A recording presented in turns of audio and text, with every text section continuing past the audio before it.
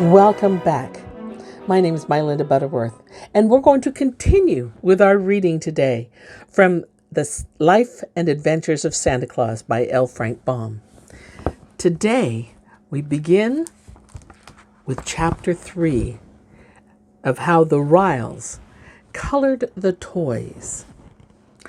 A hush lay on the Laughing Valley now. Snow covered it like a white spread, and pillows of downy flakes drifted before the dwelling where Claus sat feeding the blaze of fire. The brook gurgled on beneath a heavy sheet of ice, and all living plants and insects nestled close to Mother Earth to keep warm. The face of the moon was hid by dark clouds, and the wind, gliding in the wintering sport, pushed and whirled the snowflakes in so many directions they didn't get a chance to fall to the ground. Claus heard the wind whistling and shrieking in its play, and thanked the good Nooks again for his comfortable shelter. Blinky washed his face lazily and stared at the coals with a look of perfect content. The toy cat sat opposite the real one and gazed straight ahead, as a toy cat should. Suddenly, Claus heard a noise that sounded different from the voice of the wind. It was more like a wailing of suffering and despair. He stood up and he listened, but the wind, growing boisterous, stood at the door and rattled the windows to distract. But still he listened. He heard once more the shrill cries of distress. Quickly, he drew on his coat, pulled his cap over his eyes, and opened the door. The wind dashed in and scattered the embers over the hearth, at the same time blowing Blinky far so furiously that she crept under the table to escape. Then the door was closed, and Claus was outside, peering anxiously into the darkness. The wind laughed and scolded and tried to push him over, but he stood firm. The helpless flakes stumbled against his eyes and dimmed his sight, but he rubbed them away and looked again. Snow was everywhere, white and glittering. It covered the earth and it filled the air. The cry was not repeated. Claus turned back to go into the house, but the wind caught him unaware, and he stumbled and fell across the snowdrift. His hand plunged into the drift and touched something that was not snow. This he seized and pulled in gently toward him, and found it to be a child. The next moment he had lifted it into his arms and carried it into his house. The wind followed him through the door, but Claus shut it quickly. He laid the rescued child by the hearth, and brushing away the snow, he discovered it to be the Weekum, a little boy who lived in a house beyond the valley. Claus wrapped a warm blanket around the little one and rubbed the frost from his limbs. Before long, the child opened his eyes and, seeing where he was, smiled happily. Then Claus warmed milk and fed it to the boy slowly, while the cat looked on with sober curiosity. Finally, the little one curled up in his friend's arms and sighed and fell asleep. And Claus, filled with gladness that he had found the wanderer, held him closely while he slumbered. The wind, finding no more mischief to do, climbed the hill and swept on toward the north. This gave the weary snowflakes time to finally settle to the earth, and the valley became still again. The boy, having slept well in the arms of his friend, opened his eyes and sat up. Then, as a child will, he looked around the room, and he saw all that it contained. "Your cat is a nice cat, Claus," he said. "At last, let me hold it." But Puss objected and ran away. "The other cat won't run, Claus," continued the boy. "Let me hold that one." Claus placed the toy in his arms, and the boy held it lovingly, and he kissed it, the tip of his wooden ears. "How did you get lost in the storm, Weekum?" said Claus. "I started to walk to my auntie's house and lost my way," answered Weekum. "Were you frightened?" "It was cold," said Weekum, "and the snow got in my eyes so I could not see. Then I kept on till I fell in the snow without knowing where I was, and the wind blew the flakes over me and it covered me up." Claus gently stroked his head And the boy looked up at him and smiled. "It's all right now," said Weekum. "Yes," replied Claus. "Now I will put you in my warm bed, and you must sleep until morning, when I will carry you back to your mother." "May the cat sleep with me?" asked the boy. "Yes, if you wish it," answered Claus. "It's a nice cat," Weekum said, smiling as Claus tucked the blankets around him, and presently the little one was fast asleep. And the wooden toy was still in his arms. When morning came, the sun claimed the Laughing Valley and flooded in with its rays. So Claus prepared to take the lost child back to his mother. "May I keep the cat?" asked Weekum. "It's nicer than real cats. It doesn't run away and it doesn't scratch or bite. May I keep it?" "Yes, indeed," answered Claus, pleased that the toy he had made could give pleasure to the child. So he wrapped the boy and the wooden cat in a warm cloak, perched the bundle upon his broad shoulders, and then he tramped through the snow and through the drifts of the valley, across the plain, beyond the poor village where Weekum's mother lived. "See, Mama," cried the boy as soon as they entered, "I've got a cat." The good woman wept tears of joy over the rescuing of her darling, and thanked Claus many, many times for his kind act. So he carried a warm and happy heart back to his home in the valley. That night he said to Puss, "I believe children will love that wooden cat almost as well as the real ones, and they can't hurt them by pulling their tails and ears. I'll make another." So this was the beginning of his great work. The next cat was better than the first. When Claus sat whittling it at the yellow Ryl came in to make him a visit, and so pleased with the man's skill, he ran away and brought several of his fellows. There sat the red Ryl, the black Ryl, the green Ryl, the blue Ryl, and the yellow Ryl in a circle on the floor, while Claus whittled and whistled, and the wooden cat grew in shape. "If it could be made the same color as the real cat, no one would know the difference," said the yellow Ryl thoughtfully. "The little ones, maybe, would not know the difference," replied Claus, pleased with the idea. "I will bring you some of the red that I color my roses and tulips with," cried the red Ryl, "and then you can make the cat's lips and tongue red." "I will bring some of the green that I guess my grasses and leaves with," said the green Ryl, "and then you can color the eyes of the cat green." "They will fetch a yellow also," remarked the yellow Ryl. "I must fetch some of the yellow that I used to color my buttercups and goldenrods with." "The real cat is black," said the black Ryl. "I will bring you some of the black that I used to color the eyes of my pansies, and then you can paint your wooden cat black." "I see you have a blue ribbon around Blinky's neck," asked the blue Ryl. "I will get you some of the blue that I used to paint the blue bells and forget-me-nots, and then you can carve a wooden ribbon on the toy cat's neck and paint it blue." So the Ryls disappeared, and by the time Claus had finished carving out the form of the cat, they were all back with paints and brushes. They made Blinky sit upon the table, that Claus might paint the toy cat just the right color, and when the work was done, the Ryls declared it was exactly as good as a live cat. "That is all. To all appearances," added the red Ryl. Blinky seemed a little offended by the attention bestowed upon the toy, and that she might not seem to approve the imitation cat. She walked to the corner of the hearth and sat down with a dignified air. But Claus was delighted, and as soon as morning came, he started out and tramped through the snow across the valley and the plain until he came to a village. There was a poor hut near the wall of the beautiful palace of the Lord of Lords. A little girl lay upon a wretched cot, moaning in pain. Claus approached the child and kissed her and comforted her, and then he drew the toy cat from beneath his coat where he had hidden it, and he placed it in her arms. Oh, well, how it felt himself repaid for his labor and his long walk when he saw the little one's eyes grow bright with pleasure.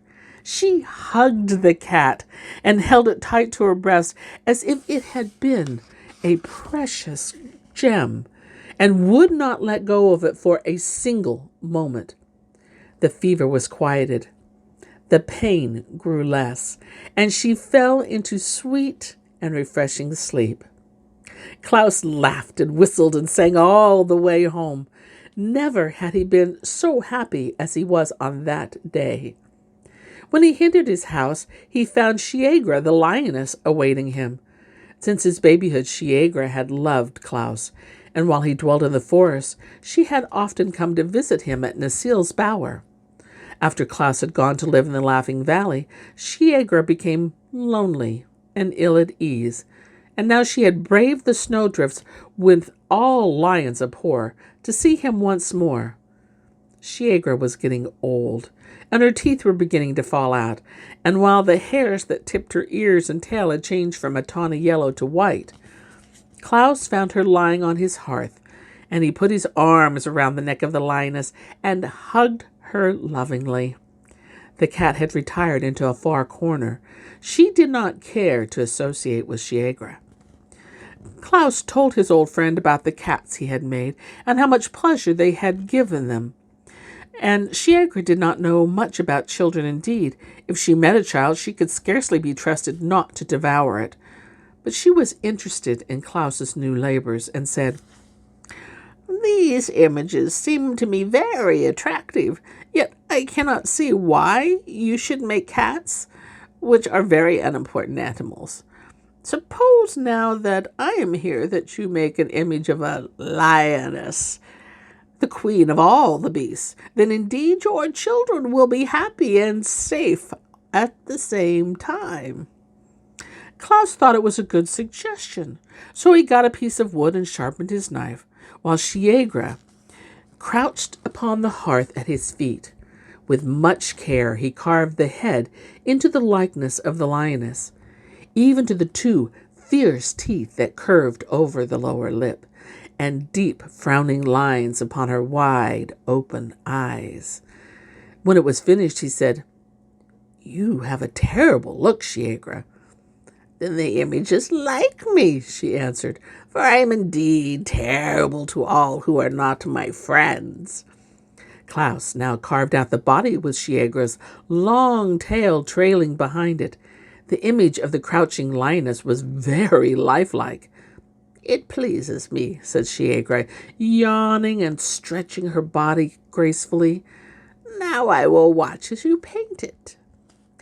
He brought the paints the Ryls had given him from the cupboard and colored the image to resemble the tigress Shiegra. The lioness placed her big padded paws upon the edge of the table and raised herself up carefully to examine the toy that was her very likeness. "You are indeed skillful," she said proudly. "The children will like that better than cats, I'm sure." Then, snarling at Blinky, who arched her back in terror and whined fearfully, she walked away towards her forest home with starchy strides. Chapter 4. How Little Mary Became Frightened. The winter was over in the Laughing Valley was filled with joyous excitement. The brook was so happy at being free once again that it gurgled more boisterously than ever and dashed so recklessly against the rocks that it sent showers of spray high into the air. The grass thrust its sharp little blades upward through the mat of dead stalks where it had hidden from the snow. But the flowers were just a little too timid to show themselves, although the Ryls were busy feeding their roots. The sun was remarkably good humor and set its rays dancing merrily throughout the valley. Claus was eating his dinner one day when he heard a timid knock on the door. "Come in," he called. No one entered, but after a pause there came another tapping. Claus jumped up and he threw open the door before him and stood a small girl holding a small brother by her hand. "Is you Klaus?" she asked shyly. "Indeed I am, my dear," he answered, with a laugh as he caught both children in his arms and he kissed them. "You are very welcome, and you have come just in time to share my dinner." He took them to the table and fed them fresh milk and nut cakes. When they had eaten enough, he asked, "Why have you made this long journey to me?" "I wants a tat," replied little Mary, and her brother, who had not yet learned to speak many words, nodded his head and examined like an echo. "Tat." "Oh, you want one of my toy cats, do you?" returned Klaus, greatly pleased to discover that his creations were so popular with the children. The little visitors nodded eagerly. "Unfortunately," he continued, "I have but one cat now ready, for I carried two to the children to the town yesterday, and one I shall be giving to your brother, Mary, because he is the smaller, and the little one I shall be for you." The boy's face was bright with smiles as he took the precious toy Klaus held out to him. But little Mary, she covered her face with her arms and began to sob grievously. "I want a tattoo. I want it now," she wailed.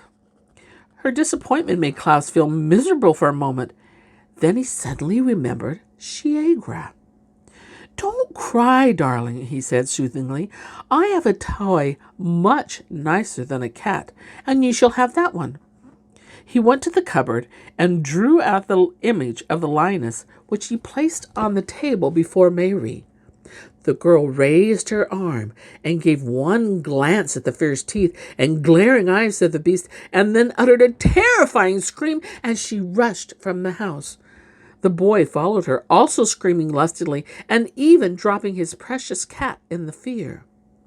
For a moment, Klaus stood motionless, being puzzled and astonished. Then he threw Shiegra's image into the cupboard and ran after the children, calling after them not to be frightened. Little Mary stopped in her flight, and her brother clung to her skirts, but they were both cast fearful glances at the house until Klaus assured them many, many times that the beast had been locked into the cupboard. "Yet why were you frightened at seeing it?" he asked. "It's only a toy to play with." "It's bad," said Mary decidedly, "and just horrid, and not a bit nice like tats." "Perhaps you are right," returned Klaus thoughtfully, "but if you will return to me to the house, I will soon make you a pretty cat."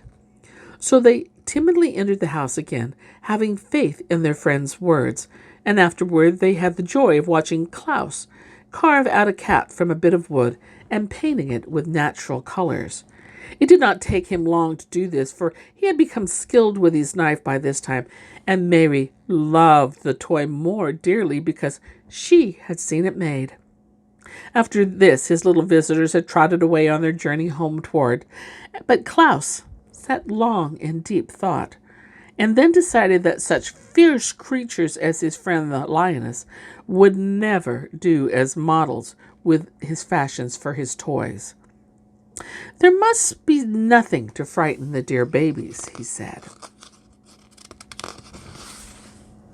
"And while I know Shiegra well, and I am not frightened of her, it is natural that children should look upon her image with terror.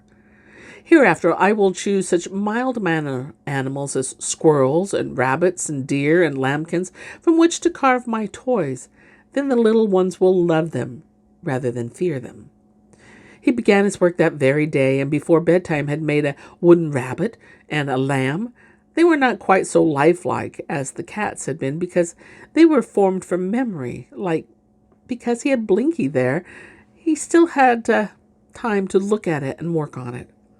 But the new toys pleased the children nevertheless, and the fame of Klaus's playthings quickly spread to every cottage on plain and in village. He always carried his gifts to the sick or the crippled children, but those who were strong enough to walk to the house in the valley to ask for them. So a little path was soon worn from the plain to the door of the toy maker's cottage. First came the children who had been playmates of Klaus before he began to make toys. These, you may be sure, were well supplied. Then children who lived farther away heard of the wonderful images, and made journeys to the valley to see them. All little ones were welcome, and never a one went away empty-handed. This demand for his handiwork kept Claus busily occupied, but he was quite happy in knowing the pleasure he gave to so many dear children. His friends, the immortals, were pleased with his success and supported him bravely. The Knooks selected for him clear pieces of soft wood that his knife might not be blunted in cutting them.